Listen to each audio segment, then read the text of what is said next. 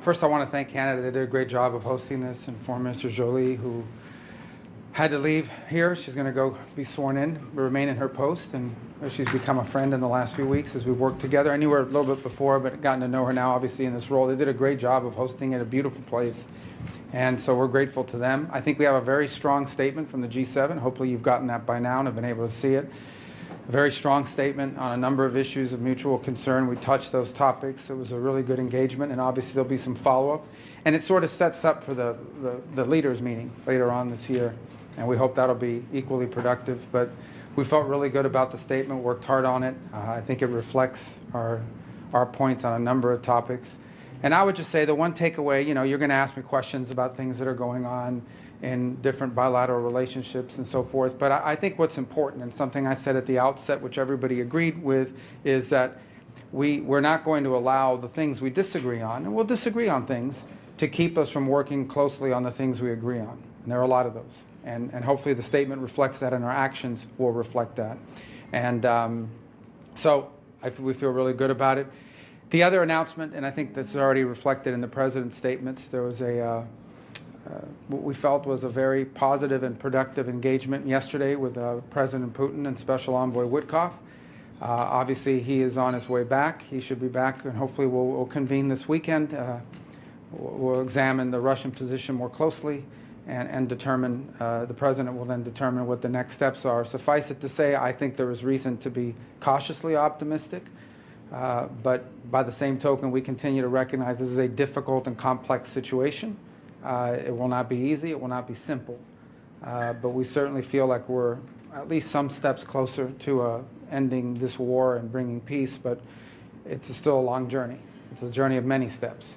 But this is positive momentum. Obviously, we'll see what Russia and others are willing to do. It's not just Russia. Obviously, it has to be things acceptable to Ukraine. But it's been a good week in that front. But there's a lot of work that remains to be done. But there's reason to be cautiously and optimistic, but we'll know more once Special Envoy Witkoff, Ambassador Witkoff returns, and we have a chance to all convene and talk about it. And obviously, the President is the ultimate decider on next steps for the United States. Okay. Mr. Secretary, do you trust Putin? I think it's an irrelevant question. I think in foreign policy, it's not about trusting, it's about action. It's about things that you do. So in the end, on something like this, you can't just say you want peace, you have to do peace. And that's true for both sides in any conflict, so in any war and in any engagement. So I think ultimately, all these things, I would just encourage you guys, if we're going to be serious about foreign policy, to sort of navigate away from some of this is not a reality show, this is not about personalities, this is very simple. You either do things or you don't. There are things you are doing and things you're not doing. And that's what foreign policy is driven by, and that's how our decisions should be driven by. So unfortunately, in foreign policy, oftentimes you will have to work with, I'm not talking about President Putin in particular, I'm talking about generally, you will have to work with people you don't like in foreign policy. And oftentimes you will have disagreements with people you like. Sometimes you will have to figure out how to work together with nations that are not aligned with you on most issues. And in some other cases, you may find yourself unaligned on an issue with a nation that you work with very closely on a bunch of other things. That's not just now true today. That has been true throughout the history of mankind and certainly the relations between nation states. So I think it's important. I get there's this temptation to cover foreign policy the way we cover domestic policy and the way we cover other things in our society. But foreign policy is about nation states pursuing what they have interpreted to be in their national interest. And balancing that is what the art of diplomacy and the work of foreign policy is all about. And so we need to sort of be mature and open-eyed and realistic, without losing our idealism, without losing what we hope the world will look like and want to shape it and be a part of. But by the same token, we have to make pragmatic decisions every single day, and that's not true today. That's always been true. Always. Secretary, do you have any top lines from Mr. Witkoff? This was a late meeting. It went hours long. Is there anything that he shared? And then when you do examine the Russian position, that the comments by President Putin were quite convoluted and tough to decipher. I wonder if you think that he's playing for time. Well, I think you're not going to. This is not something that's going to play out in press conferences. As I stand at a press conference. But this is, these, again, I go back to the point I just made. When you want, if you think about the most recent example of ceasefire negotiations, which was what happened in Gaza and with Israel and so forth, yeah, there were newspaper and there were articles and there was news stories about it, but ultimately you found out what the results were after the fact. And in the meantime, you saw public statements from different sides in regards to what they were going to do. I think this will be no different. So certainly, we're not going to make our foreign policy decisions on the basis of what a leader simply says at a press conference or somebody puts up on a social media post because you're some blogger close to the Kremlin or something like that. And likewise, I don't think that they're going to do that either. So I would just say that this is going to play out the way things of this nature and caliber have traditionally and normally play out, and that is with the leaders of the countries involved speaking, not in front of the cameras, not in front of the media, but in these negotiations that happen and in these talks that happen. So I'm not going to comment on what President Putin said, other than he said he agreed with it in concept. So, with lots of reservations.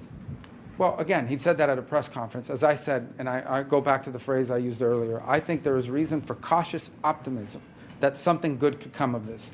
Obviously, we're going to wait for Ambassador Witkoff to return. He's not back yet. We're going to reconvene. Obviously, I spoke to him late last night. He spoke to the president well before that. He may have spoken to other members of our team. I've been here. But ultimately, we're going to reconvene, and the president will have options available to him, and decisions will be made after that. But I don't want to speculate or characterize anything beyond what I've just said until we have had a chance to sit down with Ambassador Witkoff, who's still overseas and in travel. Can I just follow up on that point then, Mr. Secretary, because when on the way here you said you were seeking an unconditional acceptance. I mean, clearly Mr. Putin is adding a whole series of conditions, and also the President says this should be... Well, how do you know he's adding conditions? From what he said publicly. Well, I go back to the point I made. Let's let this thing play through, okay? And then let's figure out what... Let me at least let's the team get together on the state side of this and talk to Ambassador Witkoff and go through some of this. Again, we're not going to be involved in this process where I'm being asked to stake a position of U.S. policy on the basis of what someone said at a press conference yesterday. So we're going to work through this thing in a normal, sane fashion. We'll figure out where we are based on what I know at this moment. With my conversation with Ambassador Witkoff, he's not here yet, I feel like there's reason for cautious optimism. I think the President shared that today in his True Social post. But there's a lot of work. No, I have never told anybody that this is going to be easy, fast, simple, slam dunk. It'll be hard, but it's important work. We are a better place today, I hope, I believe, we have reason to believe, than we were a week ago. But we still have a long ways to go. It could come together pretty quickly if everyone aligns, but I don't know how aligned we are yet. That's what we're about to find out. So cautious optimism is about the best phraseology I could use at this moment. Based on what we know, we're going to keep working on it. Mr. Secretary, the statement that you... I'll get to everybody. But it's just the fundamental element of the President's proposal was it should be an immediate ceasefire. Sure, So and that's the question is, proposal. how long does Putin have? Well, in terms of long for what? How long does because there are those who say he's playing for time, but this is adding conditions, adding... Well, this war's been going on for 3 years. So I think the question, and with no end in sight at this point, without this intervention by President Trump. So I think the question is, is the fundamental question really is not how long. I think the question is, are we actually moving towards a ceasefire, or is this a delay tactic? I'm not going to answer that because I can't characterize that for you right now. I think we'll know sooner rather than later, and a lot of that will be based on the conversation Ambassador Witkoff had yesterday and other factors that are in play. But we're not there yet, but we will get there. We want it to be, the President wanted it to be yesterday and the day before. But we're certainly at least talking about peace for the first time in 3 years. Now we'll have to figure out how close we truly are, and that's going to take some time. And Witkoff's not here yet, so here meaning stateside. Mr. Secretary, the joint statement says that there is a need for robust and credible security arrangements for Ukraine. How would you define that based on your conversations here at the G7? What are robust and credible security arrangements? Well, that's to be determined by the negotiations. Here's what I want to encourage everybody to do. Bifurcate two things, okay? The ceasefire and the conditions for everybody to stop shooting at each other. What will it take to get everybody to stop shooting at each other? And then moving to a negotiating table on settling the war with finality. Two separate processes. Process number one is, what do we need from both sides in order to stop the shooting and the fighting, so that you can get to a negotiating table? That's the second phase. As part of that second phase, there will obviously be every country in the world has a right to security, has a right to defend itself, has a right to protect its territory.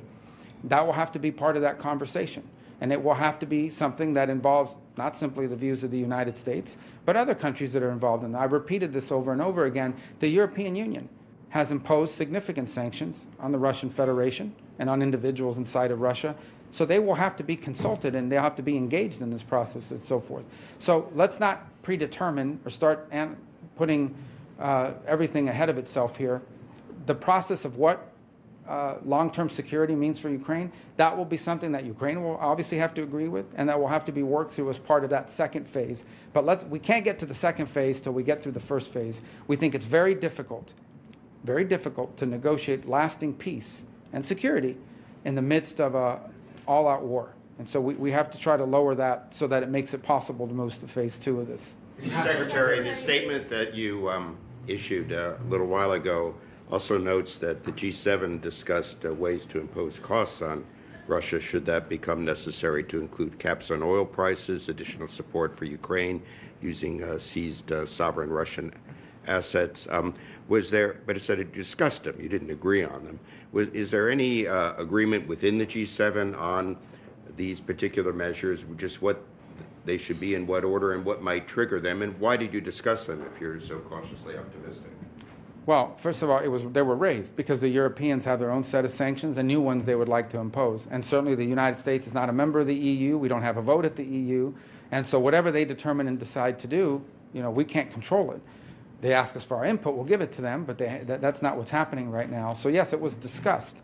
As far as U.S. sanctions are concerned, the President's made clear, the President on 2 occasions in the past week has reminded everybody that the U.S. has these options available to it, but he doesn't want to do that right now because he's in the hopes of attracting people, both sides, to a process where we can negotiate peace. And I'll leave it at that. There really is nothing to add to that at this point. Mr. Secretary, Go ahead. Hold on one second. Yes.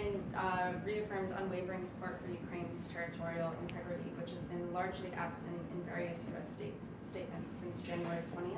What led you to subscribe to this time? But that's not a change in public policy. The United States have never said that Russia, I've never heard President Trump say that Russia has a right to take all of Ukraine and do whatever they want there. So that's not inconsistent with that statement. That is separate from the issue we face today. And that is that as it stands today, there is a war going on that has no military solution to it. Neither Russia nor Ukraine can achieve its maximalist military aims. The only way to end this war is through a process of negotiations. Negotiations, be it in business, in commerce, or in geopolitics, involves both sides giving something, both sides making concessions. That's just obvious. I'm not saying, I don't think that should be sort of a news-making statement. That's the reality of any conversations that exist in order to end wars, is that there has to be some level of concessions. What those concessions are remains to be seen. That'll have to be part of the negotiation. But it's not going to be helpful to enter into those negotiations making blanket statements that may give an excuse for one side or the other not to participate in it. So we'll have to get to that stage where these things are discussed, and ultimately both sides, whatever happens, both sides will have to agree to it. And that's true of any negotiation when you're trying to end a war. Mr. Secretary, understanding your point about this not being a reality show or personalities, Ukraine or anything else for that matter, your boss has, shall we say, a rather strong personality. And I'm wondering, in light of that and his repeated comments about Canada becoming, or should be, the 51st state, the whole tariff situation, which intensified as we were on our way here after the big announcement in Jeddah, did that complicate your discussions at all? Was it? Never came up once in our I mean, obviously with the foreign minister of Canada it has, but it was not a topic. It was not on our agenda. I told you that would not be discussed. Tariffs were. Yeah. So let me explain on the tariffs. This is important for everybody to understand. This keeps being characterized as a hostile move against our allies. These are global tariffs on steel, on aluminum, on autos, on semiconductors. Eventually, the president stated this, and then a global, in April, the intention to put tariffs, assuming that the study comes back and so forth. But what they've discussed is a global reciprocal tariff. Understand what that means. That means basically whatever some country charges us, that's what we're going to charge them. The goal the president has made very clear is he wants to reset the baseline of international trade, which he believes, and I agree, is unfair to the United States. This is not meant as a hostile move against Japan or Germany or anybody else. This is not about, this is about balancing and fairness in trade. So he wants to reset the baseline, and once that baseline is reset, then you can enter into bilateral negotiations with individual countries about changes that can be made to our trade, our bilateral trade, so that it's fair for both sides. That's his goal.